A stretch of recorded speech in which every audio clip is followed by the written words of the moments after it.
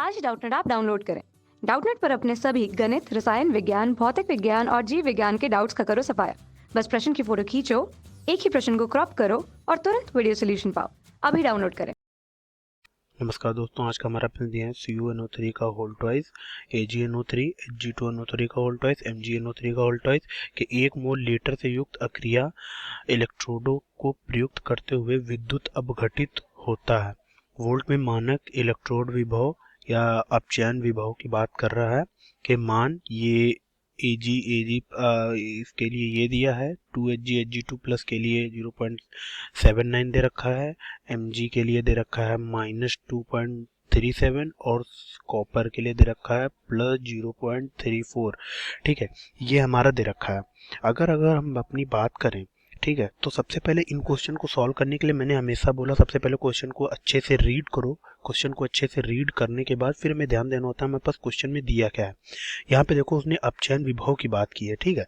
अब अगर अपचयन विभव की बात कर दी तो पहले आपको ये पता होना चाहिए कि आक्सी कारक विभव होगा तो कैसे प्रॉपर्टी अप्लाई करेंगे, अगर अपचयन विभव दिया है तो कैसे प्रॉपर्टी अप्लाई करेंगे, और प्लस तीसरी चीज ये भी याद आप दिमाग में रखो कि आक्सी कारक विभव में क्या होता है और अपचयन विभव में क्या होता है। ठीक है, ये चीजें आपको हमेशा क्लियरिफाई होनी चाहिए।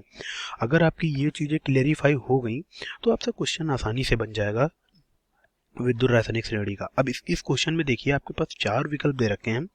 विकल्प 1 है, ये विकल्प 2 है आपका, ठीक है, ये तीसरा विकल्प है आपका और ये चौथा। इनमें से कोई एक सही होगा।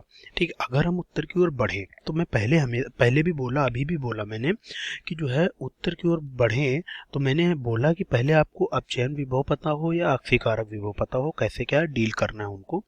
तो यहाँ पे देखो क्वेश्चन में अगर कभी नहीं बोला हो कि अपचयन विभव है या आक्सी कारक, मान लो केवल उसने मानक इलेक्ट्रोड विभव की बात कर दिया होता तो हमें पहले देखना होता है। अगर जैसे मान लो अपचयन विभव न दिया होता और यहाँ पे Ag से Ag प्लस मतलब इसका ऑक्सीकरण हो रहा है तो इसका क्या हो जाता, ऑक्सीकरण विभव हो जाता। ठीक है, अगर इसी का अपचयन होता तो ये उसका अपचयन विभव हो जाता। लेकिन लेकिन लेकिन क्वेश्चन को ध्यान से, इसीलिए मैं बोल रहा हूँ हमेशा ध्यान से पढ़ो। यहाँ पे उन्होंने दे रखा है कि इलेक्ट्रोड विभव ब्रैकेट में अपचयन विभव, मतलब अगर यहाँ पे ऑक्सीकरण हो रहा है लेकिन ये इसका क्या है, अपचयन विभव ही है। ये भी इसका क्या है, अपचयन। अब हमें ये नहीं देखना है कि तत्व का ऑक्सीकरण हो रहा है कि अपचयन हो रहा है, हमें ये देखना होगा कि बस जो वोल्ट दिया है वो अपचयन विभव दिया है, क्वेश्चन में उसने बोल दिया। अगर ना बोला होता तो हमें देखना पड़ता। ठीक है, तो इतना हमने समझ लिया। ठीक है, तो ये वैसा दिमाग में रखना। अगर अब हम उत्तर की ओर बढ़े तो अब उन्होंने पूछा है कि देखो पहले मैं ये लिख देता हूँ कि उन्होंने किसका किसका क्या दे रखा है। अब जैसे मान लो Ag, अब मैं डायरेक्ट लिख दे रहा हूँ, आप समझ जाना, मतलब ऐसे ही मैं लिख दे रहा हूँ। ठीक है, इसके लिए उन्होंने क्या दे रखा है, इसके लिए उन्होंने दे रखा है प्लस का 0.80, यहाँ पे प्लस माइनस का भी बहुत ध्यान रखना। ठीक है, और दूसरा क्या दे रखा है, 2Hg से Hg2 प्लस के लिए उन्होंने क्या दे रखा है, उन्होंने दे रखा है +0.79। ठीक है, और कॉपर के लिए उन्होंने क्या दे रखा है, Cu से Cu+2 के लिए उन्होंने क्या दे रखा है, ये भी हमेशा ध्यान में रखना, उन्होंने दे रखा है +0.34। और Mg से Mg2 प्लस के लिए क्या दे रखा है, माइनस का 2.37। ठीक है, अब ये आप हमेशा याद रखना। ठीक, अगर अब हम क्वेश्चन की ओर बात करें तो हमारा सोल्यूशन क्या होगा। मैंने आपसे हमेशा बोला कि देखो यहाँ पे क्या पूछ रहा है, इलेक्ट्रोड पे वोल्टता की वृद्धि के साथ इलेक्ट्रोड पर धातुओं के एकत्र होने का क्रम होगा। ठीक है, ये क्वेश्चन में पूछा है। अब आपको ये पता होना चाहिए कैथोड पर क्या होता है, मैं लिख देता हूँ। कैथोड पर क्या होता है, आपको बेसिक सी चीजें तो आप हायर क्लास में पढ़े होंगे। बेसिक चीज कैथोड पर क्या होता है, कैथोड पर अपचयन होता है। ठीक है, कैथोड पर क्या होता है, अपचयन होता है। ठीक, अब कैथोड पर यही कॉन्सेप्ट है आपका। ठीक, अब इस क्वेश्चन को यहीं से आप सॉल्व कर देंगे। मैं इसीलिए आराम आराम एक एक चीज क्लियरिफाई कर रहा हूँ कि आप अच्छे से समझ जाएं। ठीक है, अब क्या बोल रहा है, वो अपचयन होता है। अब आपको पता है कि अपचयन किसका होगा, मतलब जो चीज अपचयित होती है, मतलब आपको ये पता होना चाहिए आक्सीकारक क्या है, अपचायक क्या है। अब जो चीज अपचयित होती है, अब देखो मैं सेकंड स्टेप पे आया हूँ, इस क्वेश्चन के सेकंड स्टेप पे। पहले आपको अपचायक और आक्सीकारक पता होना चाहिए।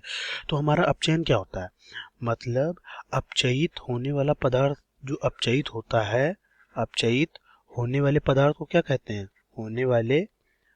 होने वाले पदार्थ को क्या बोला जाता है? अपचयित होने वाले पदार्थ को क्या बोला जाता है? ऑक्सीकारक। और जस्ट इसका उल्टा कर दोगे, ऑक्सीकृत होने वाले पदार्थ को क्या बोला जाता है? अपचायक। ठीक है, वो मैं नहीं लिखूंगा, हमारा क्योंकि क्वेश्चन में इतनी की जरूरत है, मैं वो बोल दिया हूँ। मैं आपको एक एडिशन के तौर पे मैं बोल दिया हूँ कि अब इसका उल्टा अगर आपको कोई पूछ दे अपचायक क्या होता है, तो जो ऑक्सीकृत होता है उसे अपचायक कहते हैं।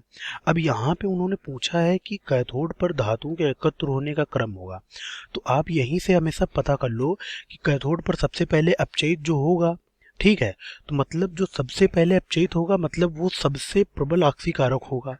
तो अब हमने ये पता कर लिया कि हमें इन चारों में से क्या देखना है, कौन सबसे प्रबल ऑक्सीकारक होगा, होगा कि नहीं होगा।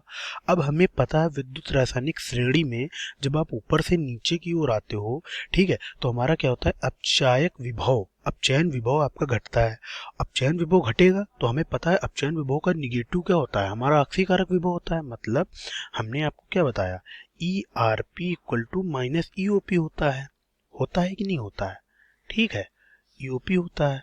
ठीक, अगर हमारा ERP ऊपर से नीचे आने पे घटेगा तो हमारा EOP ऊपर से नीचे आने पे बढ़ेगा, मतलब ये इंक्रीज करेगा, मतलब बढ़ेगा।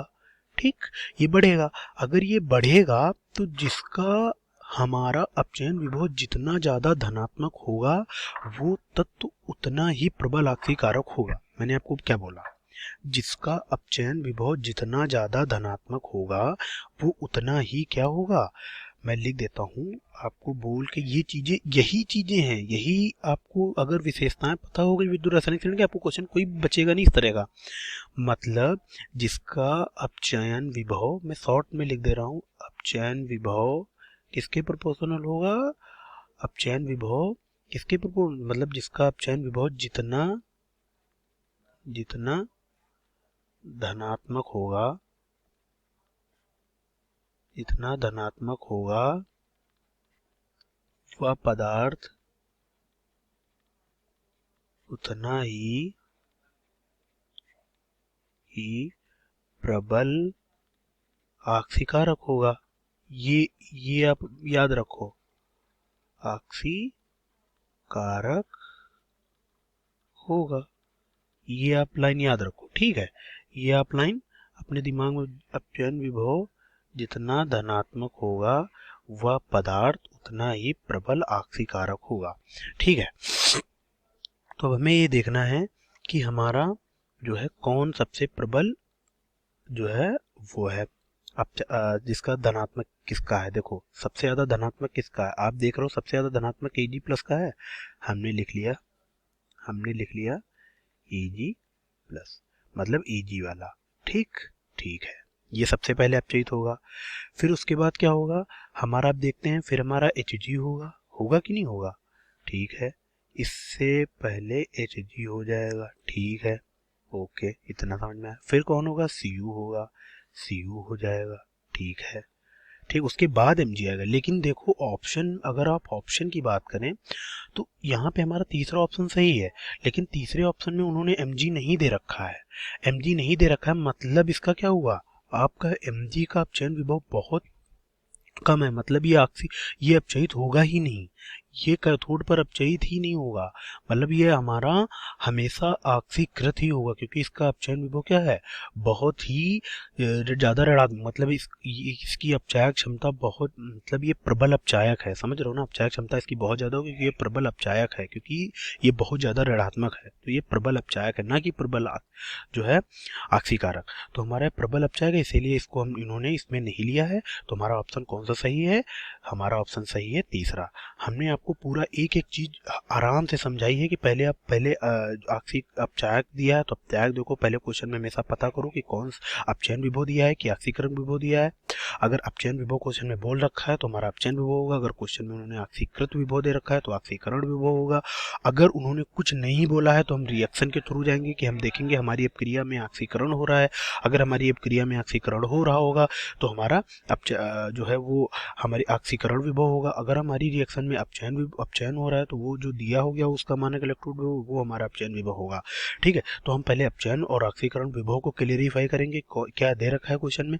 फिर उसके बाद हम विद्युत रासायनिक श्रेणी की जो है टेबल पे जाएंगे कि विद्युत रासायनिक श्रेणी में हम ऊपर से आने पर क्या होता है और ऊपर से नीचे जाने पर क्या होता है और नीचे से ऊपर आने पर क्या होता है। ठीक है, तो उसी हिसाब से हम क्वेश्चन को डील करेंगे। तो ये चीज़ें आपको समझ में आ गई होंगी और मैं आशा करता हूँ ये क्वेश्चन आपको समझ में आ गया होगा। तो आज के लिए इतना ही और धन्यवाद। सॉरी, यहाँ पे हमारा तीसरा ऑप्शन है, ये मैंने लिख दिया है तीसरा ऑप्शन करेक्ट। Thank you. कक्षा 6ठी से 12वीं से लेकर नीट, IIT, JEE वो एडवांस के लेवल तक 1 करोड़ से ज़्यादा छात्रों का भरोसा। आज ही डाउनलोड करें डाउटनेट ऐप या व्हाट्सएप करें अपने सारे डाउट्स 8400 400 400 पर।